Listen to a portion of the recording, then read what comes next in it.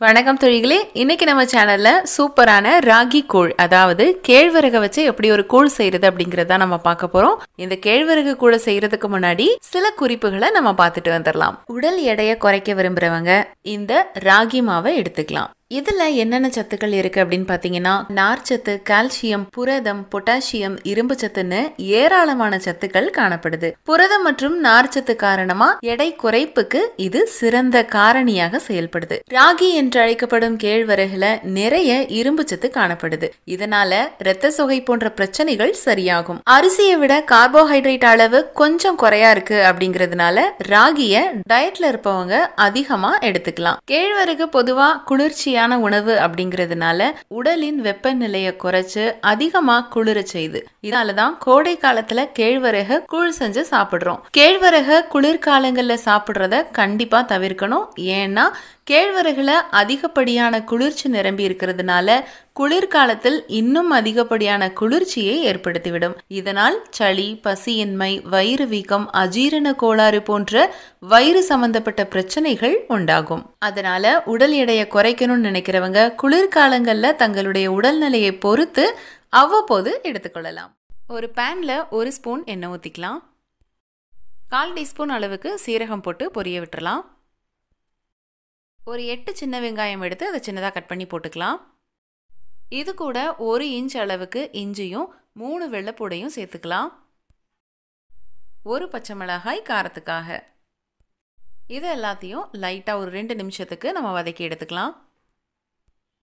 இது கூட medium size carrot எடுத்து அதை தொளி சீவிட்டு சின்னதாக கட் பண்ணி போட்டுக்கலாம். அதே மாதிரி 5 பீன்ஸ் எடுத்து சின்னதாக கட் பண்ணி போட்டுக்கலாம். இதே அளவுக்கு பச்சை பட்டாணியும் சேர்த்துக்கலாம். சேர்த்துட்டு ஒரு 2 நிமிஷத்துக்கு இதை வதக்கி எடுத்துக்கலாம். இதுக்கு தேவையான அளவு உப்பு சேர்த்துக்கலாம். 1/4 டீஸ்பூன் அளவுக்கு மஞ்சள் தூள். ஒன்னோட ஒன்னா எல்லாம் மிக்ஸ் ஆகிற மாதிரி மிக்ஸ் பண்ணி விட்டுக்கலாம். இது கூட 1 டம்ளர் அளவுக்கு நம்ம தண்ணி சேர்த்துக்கலாம். இது கூட கொஞ்சமாக மல்லி இலை சேர்த்துட்டு நம்ம கொதிக்க விட போகிறோம். ஒரு பவுலில் 3 டீஸ்பூன் அளவுக்கு ராகி மாவு எடுத்து போட்டுக்கலாம்.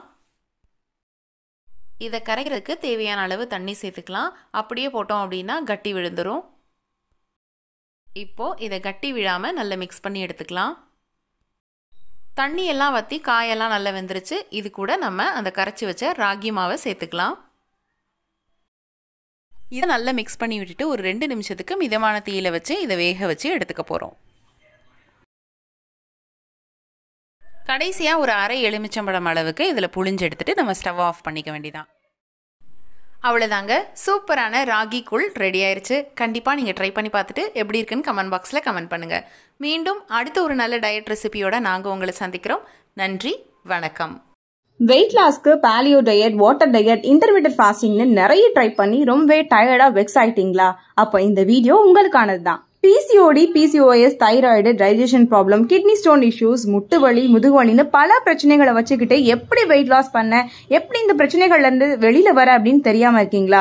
வேற வழி இல்லைங்க, வெயிட் லாஸ் பண்ணியே ஆகணும் அப்படின்னு நீங்க உறுதியா இருந்தீங்க அப்படின்னா டிஸ்கிரிப்ஷன்ல லிங்க் இருக்கு, அதை கிளிக் பண்ணி ஃப்ரீயா ரிஜிஸ்டர் பண்ணிக்கோங்க. எங்களுடைய வெல்னஸ் கோச் உங்களை கைட் பண்ணுவாங்க.